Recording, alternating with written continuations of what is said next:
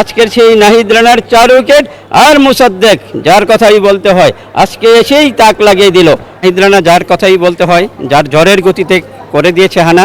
আমরা চমৎকার দেখেছি সেই পাকিস্তানের মাটিতে, সুপার লিগে, অস্ট্রেলিয়া এবং বাংলার মাটিতে আজকে সেই ঝড়ের গতিতে 4টা উইকেট এবং নাহিদ রানা যখনই বল করে এবং আনন্দময় তারা উল্লাস এবং দর্শকদের চিৎকারের ধ্বনিতে নাহিদ রানার উইকেট পড়ে যায়।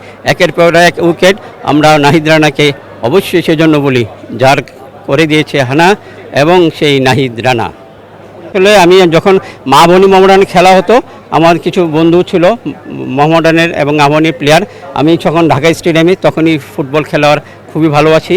আর সেই মোহামেডানের গ্যালারিতে আমি ফুটবল খেলা উপভোগ করতাম এবং ফুটবল খেলা খুবই পছন্দ করি।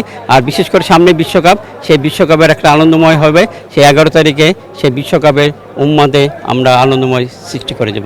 যদিও আমার বয়স হয়েছে, আসলে আমরা বলি বয়স কোনো ব্যাপার নয়, মনোবলই আসল। আমরা যেখানে যাই সেখানে উল্লাস করি, আনন্দ করি এবং খেলার মধ্যেই থাকি। আলহামদুলিল্লাহ, আলহামদুলিল্লাহ। জি, আমার দেশের বাড়ি সিলেট, আর বর্তমানে আমি ঢাকাতে থাকি। ঢাকায় আমার নিজের বাড়ি, আমার জন্ম ঢাকায়। আর সিলেট বাড়ি আমার বাবার বাড়ি, নানার বাড়ি সিলেট বিয়ানীবাজার। খেলাধুলা আমার ইন্টারেস্টটা সেটা ছোটোবেলা থেকে।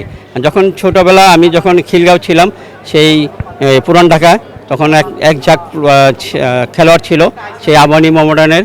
সেই খেলোয়াড়গুলি নিয়ে আমি খেলা দেখতাম সেই গ্যালারিতে, দক্ষিণী গ্যালারিতে।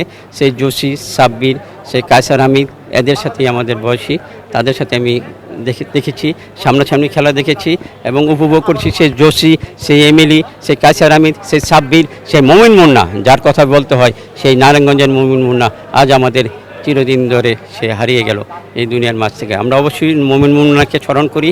আমি ফুটবলার এক সময় ছিলাম, এখনও ফুটবল খেলা ভালোবাসি। সামনে 2026 বিশ্বকাপে আমরা চ্যাম্পিয়ন দেখব, এই বাংলাদেশের সেই খেলাগুলি উপভোগ করব ইনশাল্লাহ। আলহামদুলিল্লাহ। প্রতিটা খেলায় আমার একটা ফুটবল ক্লাব আছে, ছোটোখাটো ফুটবল ক্লাব। আমার 60 জন আমার প্লেয়ার আছে, জুনিয়র সিনিয়র মিলে। আমরা অনেক ফার্স্ট ডিভিশন প্লেয়ার আছে, তারা এখানে ফুটবল খেলে এবং আমাদের একটা ক্লাব তৈরি হয়েছে, সেটা কাফরুল রজনগঞ্জ স্পোর্টিং ক্লাব। ইনশাল্লাহ আমরা এই ক্লাবটা খুব ধারাবাহিকতা রাখছি, খেলাধুলা ভালো হবে। আর আমি খেলার প্রেমী, খেলার পাগল এবং খেলাকে সবসময় আনন্দময় করি। ইনশাল্লাহ আজকে বাংলাদেশের যে জয়, আমরা খুবই আনন্দ উপভোগ করেছি।